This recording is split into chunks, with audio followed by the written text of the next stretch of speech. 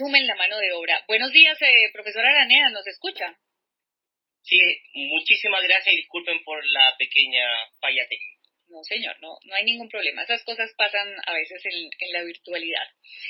Profesor, comentábamos, no sé si nos alcanzó a escuchar parte de lo que, del adelanto que hacíamos de lo que fue este informe de Amnistía Internacional que deja, pues por supuesto, cifras preocupantes y además, pues un llamado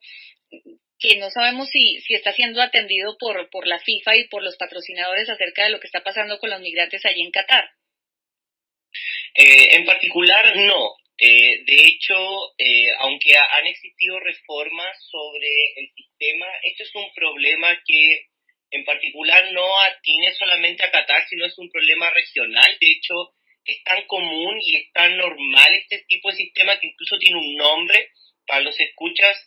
Particularmente este tipo de sistema se llama un sistema de tipo kafala o kefala y que proviene de los 50, de los 70, que fue un tipo de marco institucional que buscaba regular, pero también promocionar el suministro de mano de obra extranjera barata a los países de Medio Oriente. De hecho, el sistema como tal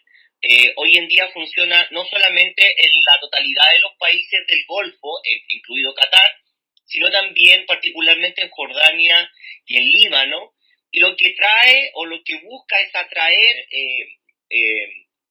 mano de obra no calificada desde países como Nepal, Bangladesh, India, Filipinas, bajo un sistema de patrocinaje. Y en ese sistema de patrocinaje, en donde es un particular o una empresa el que se tiene que hacer responsable de este trabajador inmigrante, es donde el Estado en realidad lo que hace es particularmente desligarse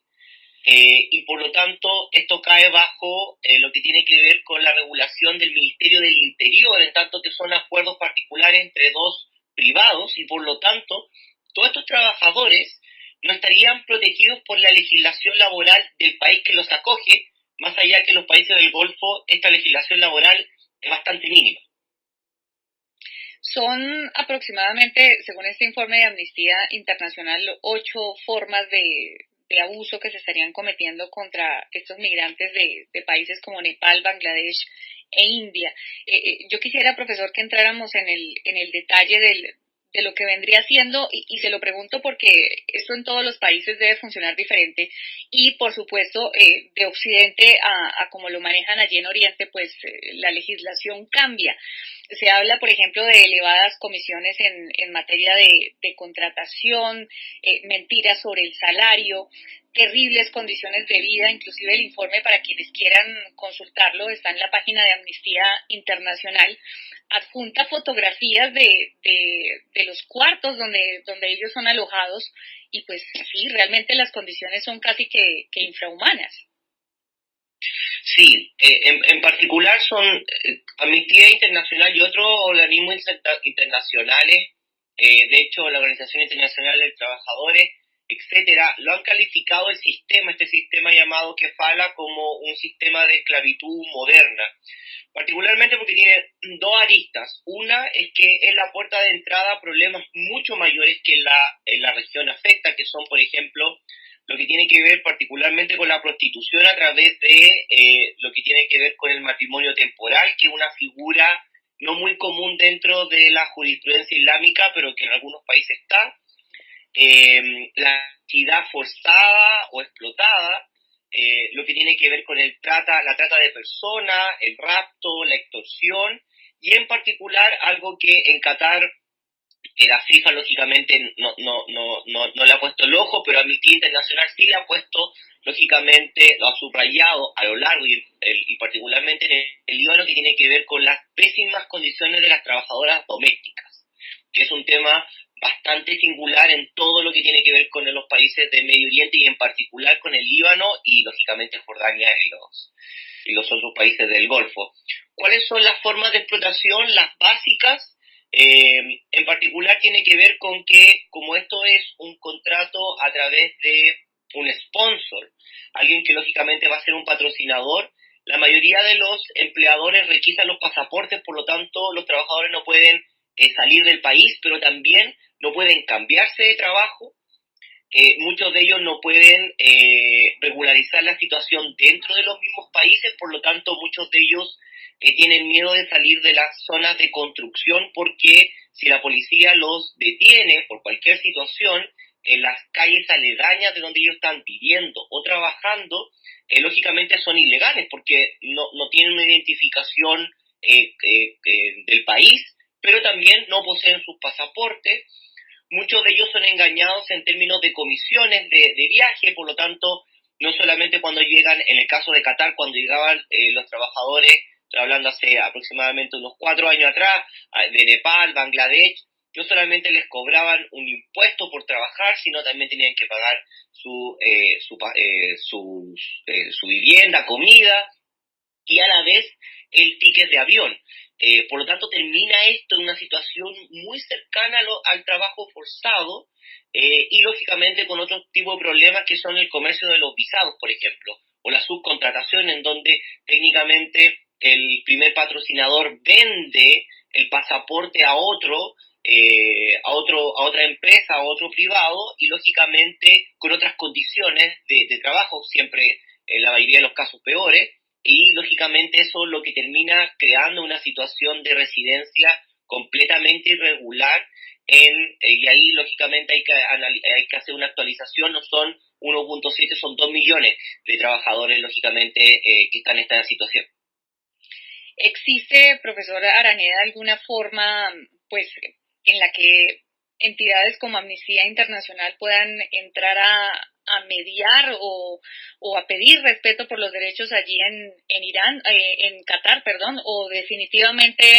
la legislación es tan estricta con ese tema que no hay forma de buscar la defensa de estas personas migrantes? No, de hecho, Qatar en particular y siguiendo un poco el ejemplo de Arabia Saudita, han implementado ciertas modificaciones a sus leyes. Y por lo tanto, hoy día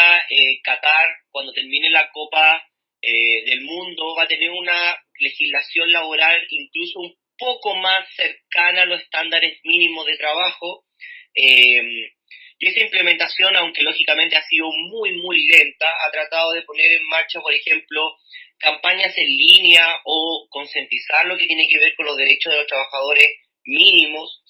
lo que particularmente se crearon algún tipo de procedimientos para que los trabajadores puedan salir del país,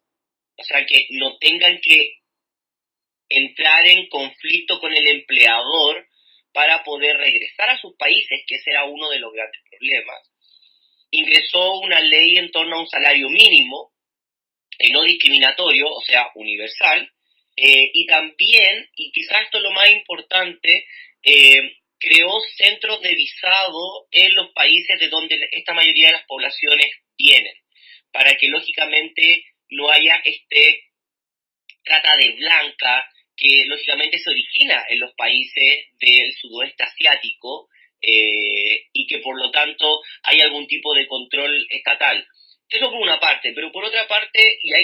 los radioescuchas lo tienen que comprender en términos de que, ¿por qué se produce esta situación? Bueno, porque hay lógicamente una disparidad enorme en términos salariales entre el sudoeste asiático y los países del Golfo, y esto lo que hace es que en casos, por ejemplo, como la India, me disculpan, en el caso, por ejemplo, de la India reciba casi 50 billones de dólares en remesas por sus trabajadores que están en Medio Oriente. Por lo tanto,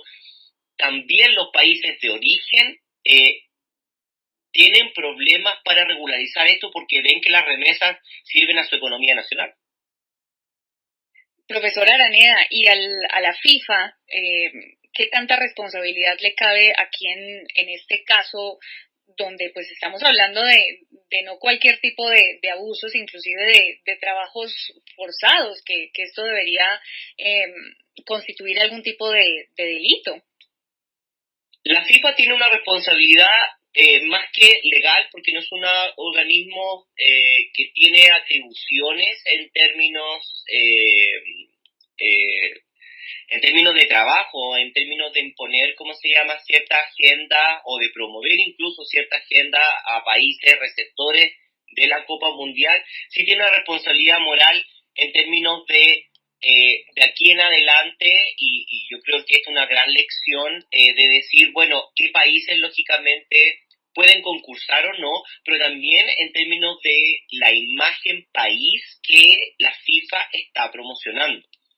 Esto tiene que ver particularmente con que la FIFA está promocionando a Qatar y Qatar utiliza a la FIFA